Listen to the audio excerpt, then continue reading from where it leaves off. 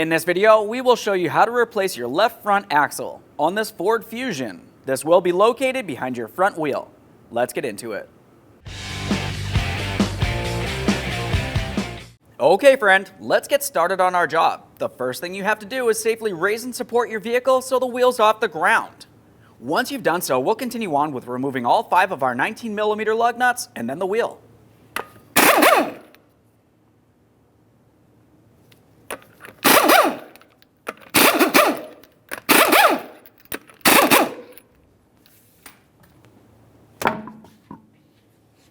To remove your nut, you're typically going to find that you have some sort of locking cotter pin. Go ahead and remove that cotter pin and then we'll remove the nut from the area. Use a 19mm to remove this nut.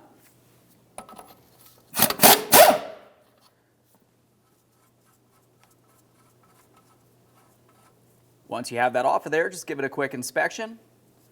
Start it back on a couple threads. At this point, we're going to separate the outer tie rod end from the steering knuckle. I have the nut on here as a safety precaution, so when I tap on this knuckle, the tie rod will come down, but it can only come down so far.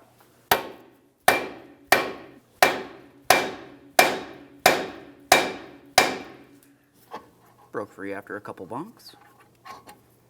Quick inspection, make sure you didn't damage the tie rod end in any way. Set that nut aside. Make your way to your axle nut. We'll be using our 32mm socket.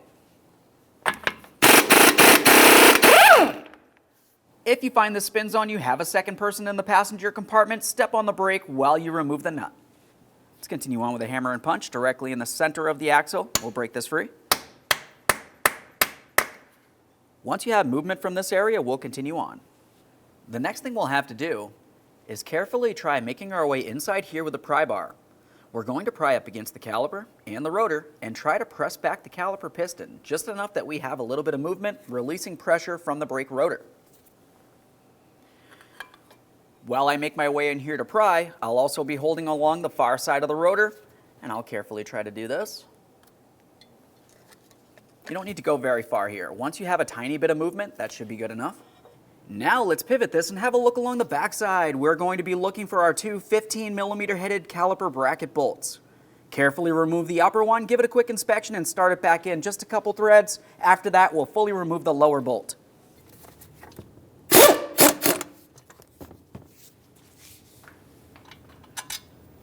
Double check to make sure it's not rotted or damaged in any way.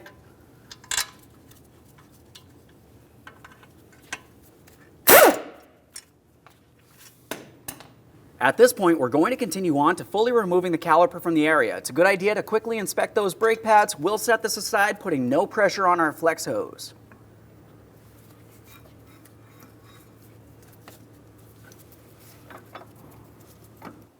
The next thing we'll do is apply some pressure underneath this area.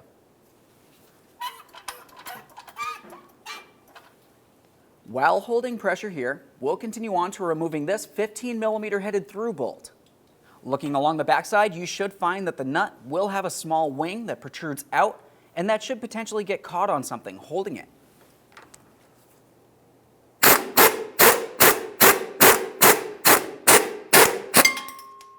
There we are. At this point, you may need to either raise or lower the control arm so you can fully remove this mounting bolt. There we are. Give that bolt a quick inspection, make sure it is still reusable, and we'll set this aside.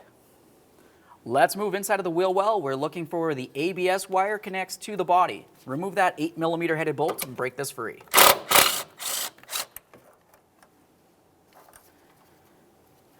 Now let's move down along where the ABS wire connects onto the steering knuckle here. We'll remove our 10mm headed mounting bolt. Quick inspection. Take that out of place. Moving along to your upper ball joint mounting nut, use a 17mm to remove this.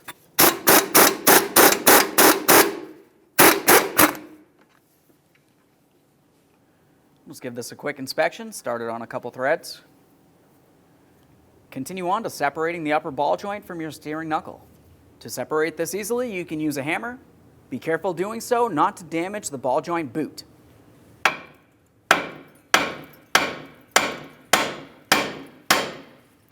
Take hold of the upper control arm, pull it down towards the knuckle, and remove that mounting nut.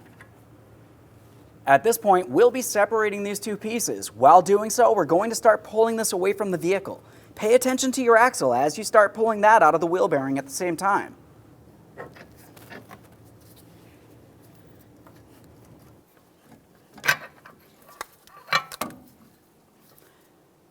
Follow the axle to where it connects into the transmission. I'll be using a pry bar coming from underneath the vehicle. Gently pry in between the axle and the transmission, being extremely careful not to cause any damage to the transmission casing. Once you feel as though you have the axle pop free from the transmission, you can pause in here and we'll make our way to removing the axle from the outboard side. Take hold of your axle and your steering knuckle. We're going to flex the steering knuckle down so we can take hold of that axle and start sliding it away. While doing so, pay attention in this area. You have the bracket that's located along the bottom of your front strut. We want to push that towards the front of the vehicle, creating a gap along the bottom. Once you have this gap down here, we'll carefully start pulling the axle down and out through here and removing it from the vehicle.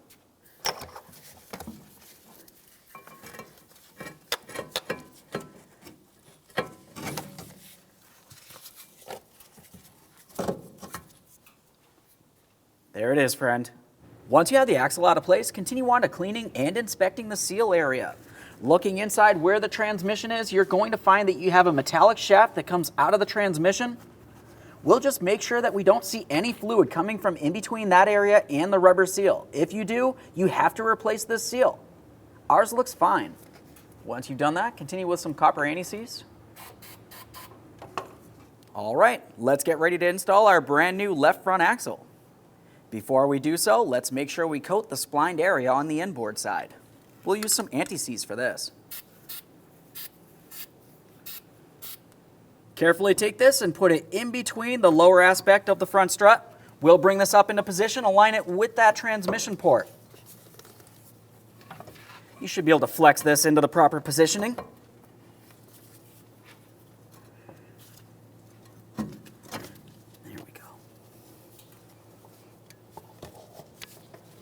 Now that we have that lined up with the transmission, let's continue on along the outboard side. We're going to have to drive this axle into the transmission, making sure that the locking clip is completely locked in. If you have a hard time doing this, you can continue on with a rubber mallet along the outboard side. Just be extremely careful not to damage the axle. There we are. At this point, pause out here, make your way back inboard, take hold of that axle shaft, and try to remove it from the transmission. If it slides out, it's not locked in. If it does not come out, make your way back out here. Remove the axle nut. Continue on to putting the axle inside of the back of the wheel bearing here. You want to be extremely careful not to damage anything. It's also a good idea to put a small coating of anti-seize along this splined area.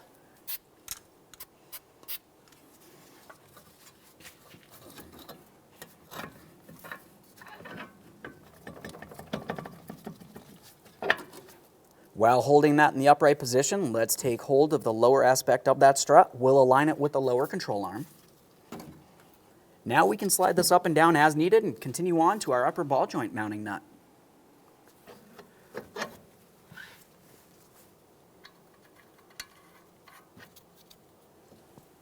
Underneath the knuckle, we're going to continue on by applying a little bit of support so we can continue on with our lower bolt. Once you bring this up to the proper position, continue on with sliding your 15mm headed bolt straight through from the front towards the rear and start your mounting nut in position.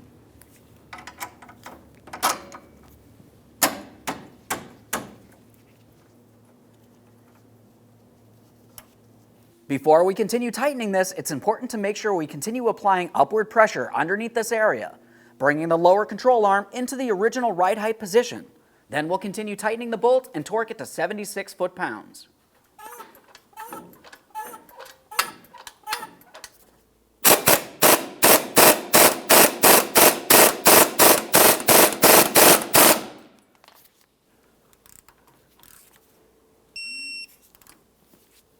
Make your way to your upper ball joint nut.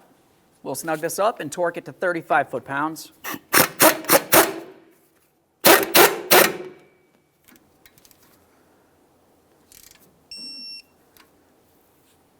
Remove support from under your lower control arm. Resecure your ABS wire. We'll align it with the body. Start in your mounting bolt and snug it up.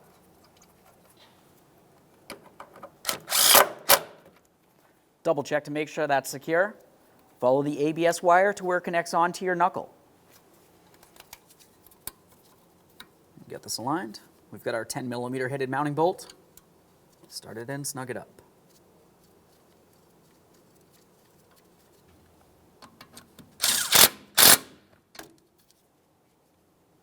Slide the brake caliper into place. Align your 2 caliper bracket mounting bolt holes. Start in those bolts.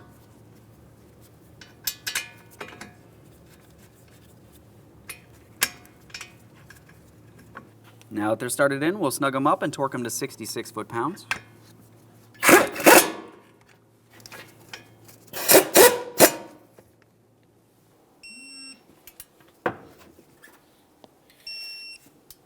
Let's take this and slide it into the steering knuckle. Slide it up in there. Continue on with your castle nut. We'll be taking this, start it on there by hand. Snug it up, torque it to 35 foot-pounds.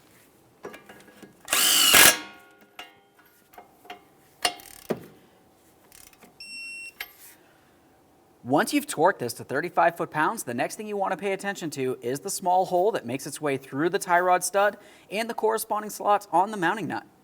We want to try to have the slots aligned with the hole, and then we'll slide through a locking cotter pin. If for some reason the slot is not aligned with the hole, continue tightening the nut until the very next slot does.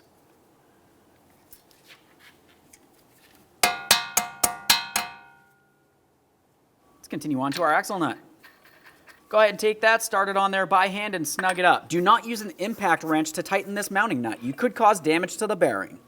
Now it's time to torque the axle nut. To do this, it might be easiest using a pry bar coming diagonally across the studs down towards the ground. That'll prevent this from spinning.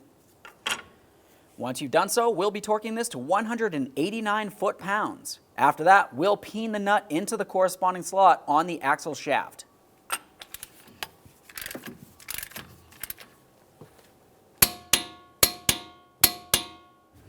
We'll continue with our hammer and punch, drive this down and in.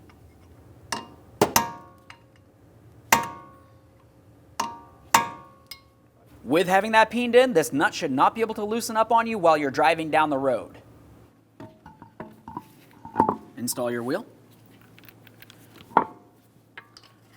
We'll start on all 5 of our 19mm lug nuts, bottom them out. Get the wheel safely back down on the ground, and then we'll torque each of these lug nuts to 100 foot-pounds.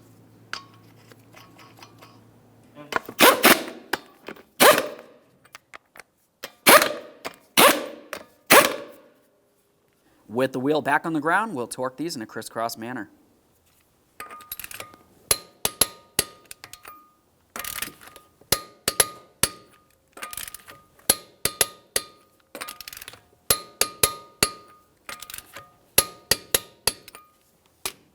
Torqued. Okay, friend, we finished installing our bellows boot on our vehicle.